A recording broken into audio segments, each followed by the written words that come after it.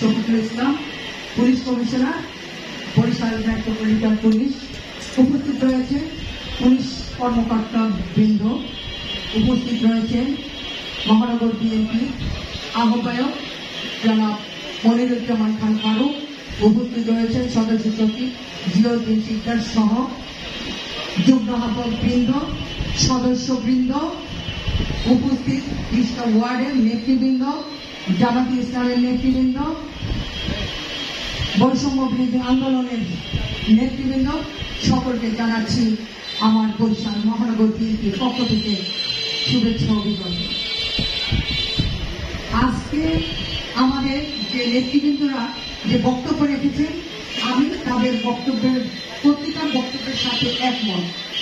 তার পাশাপাশি আমি যে একটা কথা বলতে চাই, আমরা পুলিশকে সহায়তা করি এবং আমরাও আশা করি পুলিশ আমাদেরকে সহায়তা করবে।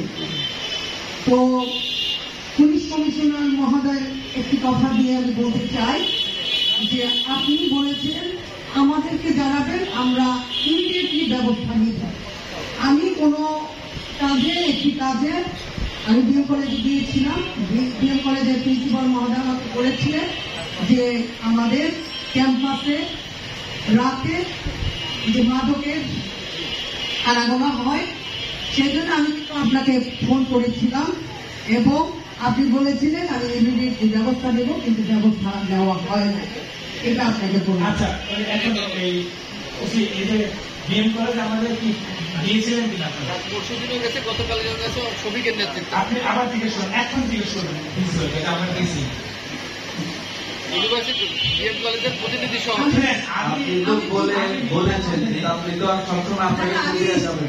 ওই স্টুডেন্টের কাছে আপনি প্রিন্সিপালকে বলেন। আচ্ছা, ঠিক আছে। তো আপনি যখন কাজটা হয়েছে, আপনাকে ধন্যবাদ। আমরা চাই এইভাবে কাজ হোক।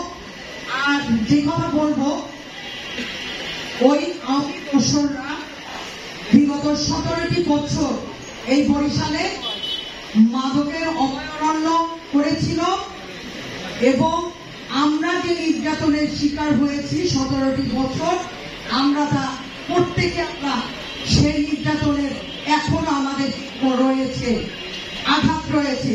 কিন্তু আপনার কাছে যখন আমরা বলি আসামিদের, আমাদের 2টি মামলা হয়েছে, আপনার পার্টি অফিস পোড়া মামলা এবং আমাদের সদস্য সচিব যে মামলার শিকার হয়েছিল সেই মামলা, আসামিদের কথা বললে আপনারা বলেন আপনারা ধরাই দেন এরকম।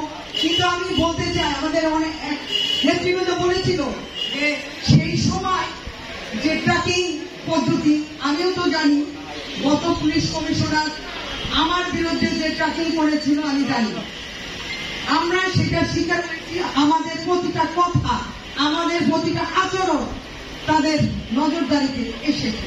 কিন্তু এখন কিন্তু সেটা হচ্ছে না। এখন আসামি আপনাদের ওইভাবে ধরা হচ্ছে না। আমরা বিভিন্ন জায়গায় দেখি এই আসামি বের হচ্ছে, পরক্ষণে আবার তারা চলে যাচ্ছে। কিন্তু আমরা যখন ফোন দেই মনে হয় ওখানে আসামি ছিল না। এই দিকেই অগ্রসর হবে। তাই আমি আমার বক্তব্য বেশি বাড়াবো না।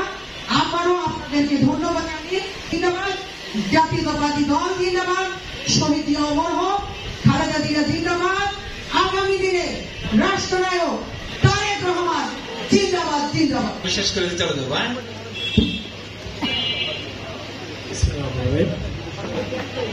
আলোচনা তো অনেক হয়েছে, তবে